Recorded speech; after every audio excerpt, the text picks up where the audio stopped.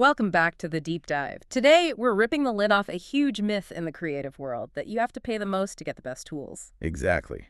We're looking at 3D modeling and animation software, specifically Maya, Cinema 4D, and Blender. And the cost difference is, well, it's pretty shocking. We're talking about one that's nearly $2,000 a year. Another one is around 860, and the third one, completely free. So the mission today is to figure out if that massive price gap actually buys you anything more in the final product. Especially when, all three can produce movie quality results. Okay, let's start with the big one, Maya. That annual price tag is $875. This is the one you hear about in Hollywood, right? Oh, yeah.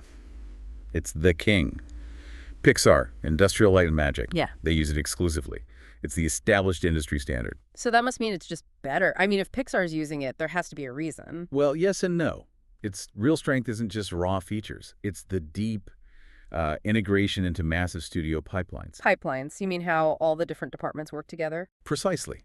It's built for that huge institutional environment where everything has to connect perfectly. But that's also where the problem is. What do you mean here? It's what we call institutional inertia. The big studios stick with it because retraining thousands of artists and retooling their entire system would be, unbelievably expensive. So they're kind of stuck with it. In a way, yeah, they're paying for familiarity and that pipeline, not necessarily because the core features are thousands of dollars better anymore. That is fascinating. Okay, so what about the middle option, Cinema 4D, C4D? About $860 a year. Right, so C4D sort of sidesteps the Hollywood fight. It absolutely dominates the world of motion graphics and advertising. All those cool animated logos and commercials we see everywhere. Exactly, and its whole selling point is convenience and speed. Yeah. It's probably the easiest for a beginner to pick up. And it has that seamless link with Adobe After Effects, which is a huge deal for that kind of work. A massive deal. Plus, it bundles in the Redshift renderer, so you get these beautiful final images right out of the box really fast. You're basically paying for an easier learning curve and a faster workflow. Which brings us to the elephant in the room, Blender. Cost zero. And this is where the entire conversation just gets turned on its head. For a long time, the free tools, they lagged behind. And not anymore. Not even close.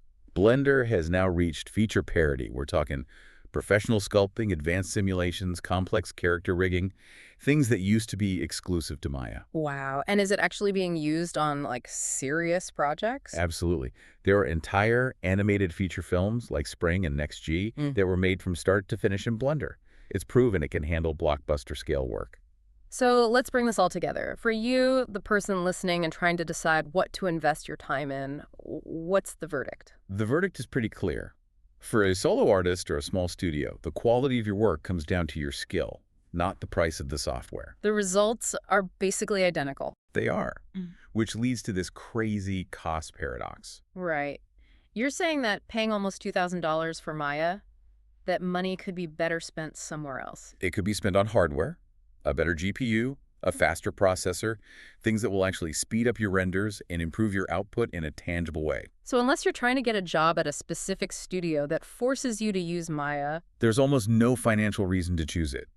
Blender does everything you need, and the money you save can actually make you a better, more efficient artist. so we've confirmed it. Professional results are totally attainable regardless of what you pay. It's a huge potential saving. It really is. And that leaves us with a final thought for you to chew on. If this is true for incredibly complex 3D software, what other industry standard tools in your life might just be expensive garbage with good marketing? And what free alternatives could be out there, waiting to save you thousands? It's worth asking the question.